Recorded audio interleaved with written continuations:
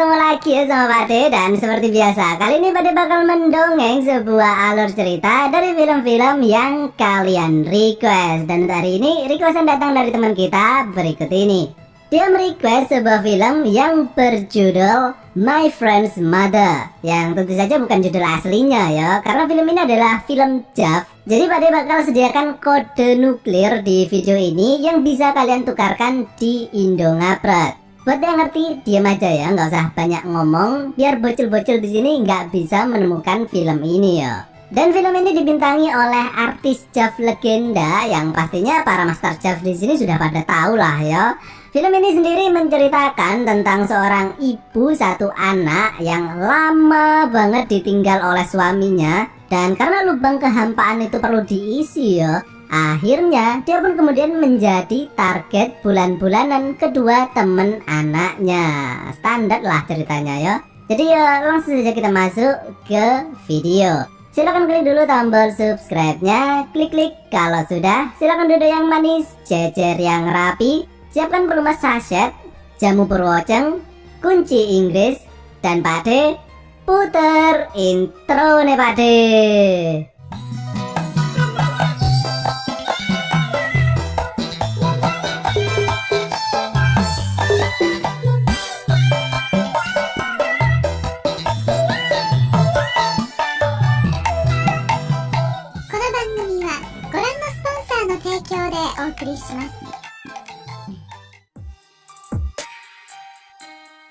Film ini dimulai dengan dua orang yang sedang jalan santai sepulang dari warung Mbok Darmi. Dia ini bernama Kenji dan Meguri. Mereka ini adalah ibu dan anak ya ceritanya. Nah, ketika mereka ini sedang jalan-jalan nyantai ini, tiba-tiba dari arah seberang terlihat dua orang cowok. Mereka ini adalah teman semasa kecil Kenji yang bernama Yuya dan Masato. Tapi mereka ini bukan teman deket ya. Bahkan bisa dibilang mereka ini jarang banget bergaul dengan Kenji, karena Kenji ini adalah tipe orang yang penyendiri gitu ya. Nah, ketika mereka ini melihat Kenji dan ibunya itu, mereka mengira bahwa Kenji ini sedang berjalan bareng dengan pacarnya. Dan mereka ini sebenarnya berniat untuk menggodanya ya. Namun mereka ini kemudian sangat terkejut ya ketika mengetahui kalau ternyata Meguri ini adalah ibu Kenji. Ibunya masih cakep loh ya. Ya iyalah, wong dia ini kan artis JAV ya. Tapi emang sih Meguri ini adalah salah satu artis JAV yang sudah berumur, namun aura sensualnya itu masih sangat terpancar ya. Ada yang setuju nggak dengan pendapat Pak De barusan? Nah, mereka ini kemudian mencoba mendekati Kenji dengan dalih kangen ya, pengen main bareng lagi gitu, kayak pas waktu mereka kecil dulu. Yang sebenarnya sudah kalian tahu lah ya, kalau sebenarnya itu semua cuma modus aja sih, biar mereka bisa mendekati Meguri. Dan film ini pun dimulai.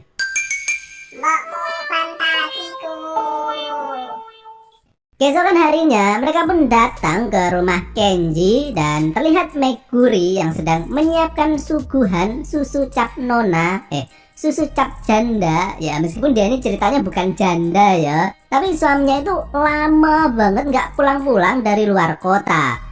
Nah, beberapa menit kemudian Yuya ini pamit buang air kecil, dan ketika ia sampai di ruang tamu, dia kemudian terhenti karena dia melihat Meguri yang sedang bersih-bersih sembari jentat-jentit. Dan dari belakang dia ini tengah menikmati pemandangan tubuh Meguri yang semlohe. Dan tiba-tiba terdengar suara bel ting-tung, dan ternyata itu adalah kurir JNE yang mengantar paket untuk Meguri. Sementara itu Yuya yang dari tadi tengah mengikuti Meguri kemudian mengetahui kalau ternyata isi paket tersebut adalah tongkol jagung sintetis yang bisa geter-geter itu. Dan Meguri ini kaget ya mengetahui Yuya yang tengah melihatnya. Yuya kemudian menanyakan arah toilet karena dia ini pengen buang air kecil toh. Dan ketika Yuya hendak menuju ke toilet, dia kemudian berubah pikiran dan kembali menuju ke arah Meguri. Sehingga meskipun Yuya ini sedang kebelet pipis ya, namun dia ini bukannya mencari lubang toilet, melainkan mencari lubang yang lain, lubang knalpot gitu. Nah, beberapa menit kemudian, setelah lega banget gitu rasanya, bisa buang air kecil barusan, Yuya kemudian pamit pulang dan diikuti oleh Masato. Keesokan harinya, terlihat Kenji dan Masato yang tengah menunggu Yuya di pinggir jalan karena mereka ini janjian mabar pepeng shot ya. Namun kemudian Masato mendapatkan SMS kalau Yuya nggak enak badan sehingga nggak bisa ikut acara tersebut. Dan karena Yuya nggak ikut, si Masato ini pun juga ikut-ikutan nggak jadi ikut main game tersebut. Sehingga Kenji ini kemudian berangkat sendirian ke warung Mbok Darmi buat nebeng wifi gratisan. Namun ternyata semua itu tadi cuma bohong semata. Karena ternyata Yuya ini bukannya sakit, melainkan tengah berada di rumah Kenji untuk menemui Meguri. Karena kemarin itu dia cuma bisa menikmati servis sedotan vakum cleanernya saja toh. Sehingga sekarang ini Yuya berniat untuk menikmati bikang anget milik Meguri.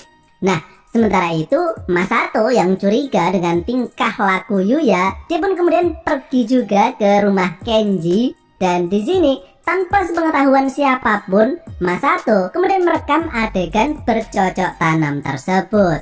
Beberapa jam kemudian, setelah selesai, Yuya kemudian pamit pulang dan mengatakan besok dia bakal datang lagi untuk meminta jatah rutin. Dan ketika Yuya sudah pergi, Meguri ini kemudian terkejut ya, karena dia nggak tahu kalau di belakangnya tadi sudah ada Masato yang menunggunya. Dan Masato yang kini sudah tahu akan tindakan bejat yang mereka lakukan, kemudian menunjukkan rekaman video miliknya tadi. Dan di sini Masato kemudian mengancam kalau Meguri nggak mau video ini tersebar di dunia maya, ya meskipun cuma 19 detik sih, dia mengatakan bahwa dia juga harus mendapatkan jatah bikang yang sama dengan yang dinikmati oleh Yuya tadi. Sehingga kini Meguri ini menjadi ladang bermain bola kedua teman anaknya yo. Bahkan suatu ketika Kenji, Yuya, dan Masato datang bersamaan dan mereka ini sengaja membeli minuman beras kentur banyak banget dengan tujuan untuk membuat Kenji ini teler yo. Dan ketika Kenji ini sudah nggak sadar, pada saat itulah kemudian Meguri ini dijajah oleh kedua temennya itu. Dan setelah kejadian tersebut, kini terlihat Meguri ini jadi lebih sumringah yo, lebih bahagia gitu. Bahkan ketika ia ditelepon oleh suaminya, dia ini juga bilang untuk jangan terlalu mengkhawatirkannya dan fokus saja kerja. Karena Meguri ini sekarang udah agak bingung lagi yo untuk mendapatkan jatah nutrisi batang hariannya. Sementara itu Kenji ini sampai sekarang juga nggak pernah tahu tentang kelakuan busuk teman-teman mereka. Jadi bisa dibilang Kenji ini di film ini apes banget ya, karena kebagian jatah peran sebagai anaknya kan. Kelakuan bejat mereka pun berlangsung hingga akhir zaman atau akhir syuting lah ya. Dan film ini pun berakhir.